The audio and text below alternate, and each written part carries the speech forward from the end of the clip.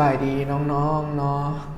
มาพบกับวิดีโอนี้แม่นบทฝึกหัดบทที่15ข้อที่3อยู่ตามปึงแบบเฮียนเลยเด้อโอเคเรามาเบิ่งวิธีแก้ยังเนาะแล้วเรามาเบิ่งคำถามของข้อนี้เลยโอเคเนาะสำหรับข้อนี้แม่นสิ่งที่ข้าเจ้าถามมี2อย่างแม่นบ่อันทำอิฐมีอีองฮีโดนีออมจากโมลเบิ่งดีๆเด้อจากโมลเนาะอีองฮีโดนีออมและตัวที่2จะมีความเข้มข้นของอีองฮีโดนีออมเป็นเท่าใดเนาะแต่ว่าตัวนี้มันหลังจากตื่มปริมาตรโอเคยังกะอย่างเนาะเฮามาเริ่มแก้กันเลยจากคำถามเขาเจ้าให้ธาตุละลายอะซิดนิตริกซึ่งว่าอะซิดนิตริกเนาะเป็นอะซิดแห้งที่แตกโตได้ 100% มีความเข้มข้นเท่านี้ 0.5 โมลต่อเดซิเมตรก้อนมีปริมาตรเท่านี้ถามหาอีองฮีโดนีออมแม่นบ่แต่ว่าเงื่อนไขที่เขาเจ้าให้มาแม่นบ่เขาเจ้าบ่ได้ให้ปริมาณของอะซิดนิตริกมาโดยกงแต่สิ่งที่เขาเจ้าถามหาปริมาณของอีองฮีโดนีออมและสิ่งที่เขาเจ้าให้มาแม่นความเข้มข้นและปริมาตรแม่นบ่จากสูตรเนาะสูตรที่เราใส่ตลอดเลยก็คือตัวนี้เดี๋ยวอาจจะเขียนสูตรขึ้นมาให้เบิ่งก่อนเนาะ n เท่ากับ c คูณ v หารพันแม่นบ่เจอตลอดเลยสูตรตัวนี้สิ่งที่เขาเจ้าให้มาแม่นเขาเจ้าให้ c ให้ v มาแม่นบ่เฮาต้องไปซอก n ซึ่งว่าในนี้เนาะอาจจะบ่เขียนสมมุติเคมีเพราะว่าเฮาฮู้อยู่แล้วเนาะว่าอะซิดนิตริกมันแตกตัวได้ 100% ดังนั้นอีองฮีโดนีออมเนาะจะเท่ากับปริมาณของอะซิดนิตริกเปลี่ยนใจละเขียนสมพลดีกว่าโอเคจังได้ก็อย่างเนาะก่อนอื่นสิเขียนสมพลเดี๋ยวจะไล่ความเข้มข้นของอะซิดนิตริกบ่แม่นคงคิดให้มาแล้วเนาะจะไล่หาปริมาณของอะซิดนิตริกก่อนจะสัญลักษณ์ของ n ซะเนาะ n ของ HNO3 เท่ากับเท่าใดนั่นบ่คือ n ของ HNO3 ก็จะเท่ากับนี่เลยสูตรนี้ C เป็นอย่าง 0.5 โมลต่อเดซิเมตรก้อนเนาะคูณ V แม่น100ซมหารให้ 1,000 รู้สึกว่าจะเคยอธิบายเนาะอยู่ในคลิปก่อนๆที่บอกว่าถ้ามันจะส่วนพันในกรณีที่ปริมาตรของปริมาตรตัว V นี่เนาะหน่วยเป็นซมก้อนถ้าสมมุติเฮาบ่อยากส่วนพันเฮาก็เปลี่ยนเป็นเดซิเมตรก้อนยังเลยก็ได้เนาะบ่ผิดแต่ในที่นี้เอาสูตรตัวนี้มาใส่เลยโอเคคิดไล่ออกมาอยู่พอได้สูตรตัวนี้เฮามาเบิ่งนี่เลยก็ได้เนาะ0เมิดเนาะโอเคแล้ว 0.5 หาร 10ก็จะออกอยู่ 0.05 โมลตัวนี้คือปริมาณของธาตุละลายอะซิดนิตริกเนาะคือมันมีปริมาณอยู่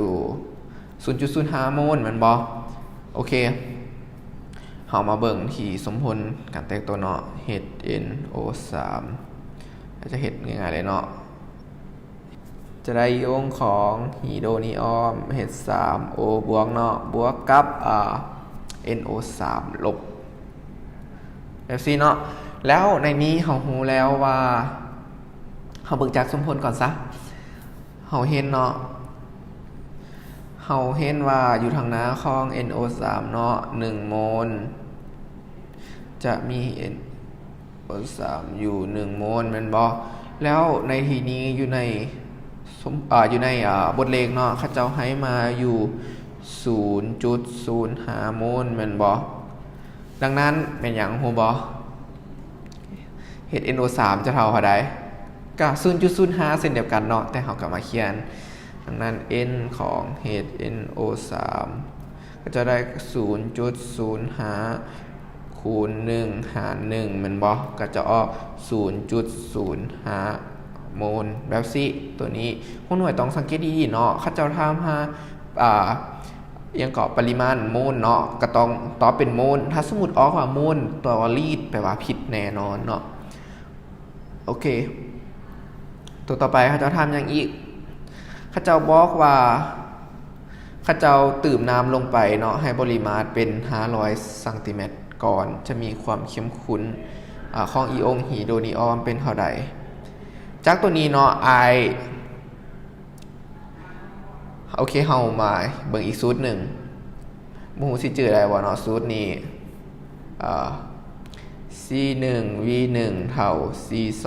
V2 เนาะการเฮ็ดให้ธาตุละลายเข้มข้นหรือเจือจางลงในที่นี้ C1 เป็นหยัง C1 ก็คือตัวนี้เนาะ 0.5 โมลต่อเดซิเมตรก้อนและ V1 ก็100ซังติเมตรก้อนและ C2 ก็แม่น500ซังติเมตรก้อนแต่ว่าอ่านดีๆเนาะคือตัวนี้เขาเจ้าว่า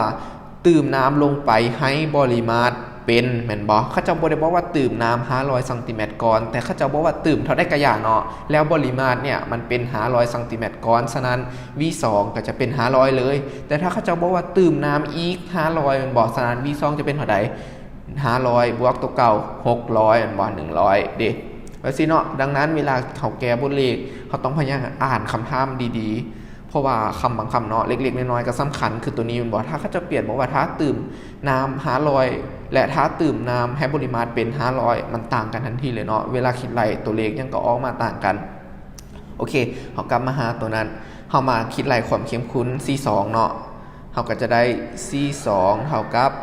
C1 V1 หาร V2 แม่นบ่แล้วเราก็มาแทนใส่เลย C1 แม่นเท่าใด 0.5 V1 แม่น100แม่นบ่และ C2 V2 เนาะแม่นและ V2 แม่นเท่าใด500แม่นบ่กลายเป็น500และหัวหน่วยเนาะบางคนสงสัยอายคือบ่เปลี่ยนหัวหน่วยอันนึงเป็นซนติเมตรก้อนนึงเป็นเดซิเมตรก้อนบ่ที่จริงเนาะคือตัวนี้แม่นบ่V กับ V มันขัดกันเหมือนบอกซังติเมตรก้อนกับซังติเมตรก้อนจังได้มันก็ขัดกันอยู่ดีหนะอายเลยบ่เปลี่ยนหัวหน่วยก็ได้หรือน้องๆผู้ใดเนาะมักคอมเมนต์ย้ำอีหยังก็อย่าเนาะเฮาเปลี่ยนเป็นเดซิเมตรก้อนอีหยังก็ได้แต่บ่เปลี่ยนก็บ่ผิดเนาะแต่อย่าลืมว่าถ้าสมมุติกรณีที่บ่ได้ไล่C เนาะถ้าสมมุติเฮาไปไล่ปริมาตรแทนหั่นนะถ้าสมมุติหัวหน่วย V1 มันเป็นเท่าใด V2 ก็ต้องออกมาเป็นเท่านั้นแม่นบ่มันจะคู่กันบ่แม่นว่าเฮาเอา V1 ใส่เป็นเดซิเมตรก้อนแต่ V2 ออกมาเป็นซังติเมตรก้อนอย่างแบบนี้เนาะแต่ว่ากรณีนี้เฮาไล่ความเข้มข้นเฮาหัวหน่วยมันออกมาเป็นโมลต่อลิตรหรือโมลต่อเดซิเมตรก้อนเนาะแต่ว่า V1 และ V2 ต้องเป็นหัวหน่วยเดียวกันเฮาจะใส่หยังก็อย่าเนาะข้อแต่ว่ามันเป็นอันเดียวกันโอเคเฮาไล่เลย100กับ500มาคัดกันออกจะเท่ากับ 0.555 แม่นบ่0.555 ก็จะได้555มันบอกก็จะได้1ดังนั้น 0.555 ก็จะออกอยู่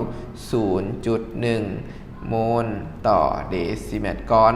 C2 เนาะ C2 ตัวนี้เป็นความเข้มข้นของ HNO3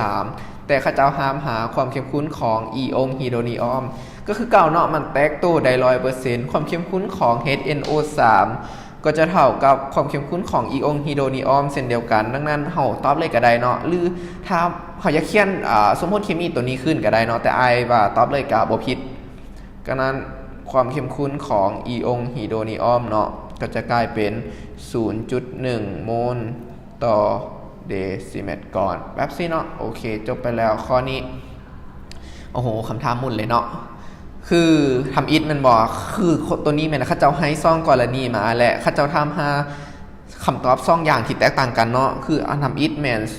ทำหาปริมาณของอีองฮีโดนีออมเป็นโมลเนาะและตัวที่ซ่องแมนทำหาความเข้มข้นของอีองฮีโดนีออมหลังจากที่เขาดื่มน้ำไปเป็น500ซังติเมตรเนาะเวลาเฮาแก้เฮาก็อ่านคำถามดีๆเนาะไอคิดว่ามันบ่มีหยังยากเกินความสามารถบทเรียนที่เฮาเรียนมาก็ cover ไปหลายเติบแล้วเนาะถ้ามียังบ่เข้าใจก็ส่งเข้ามาถามได้เนาะสำหรับวิดีโอนี้ก็จบไปเท่านี้เนาะขอบใจ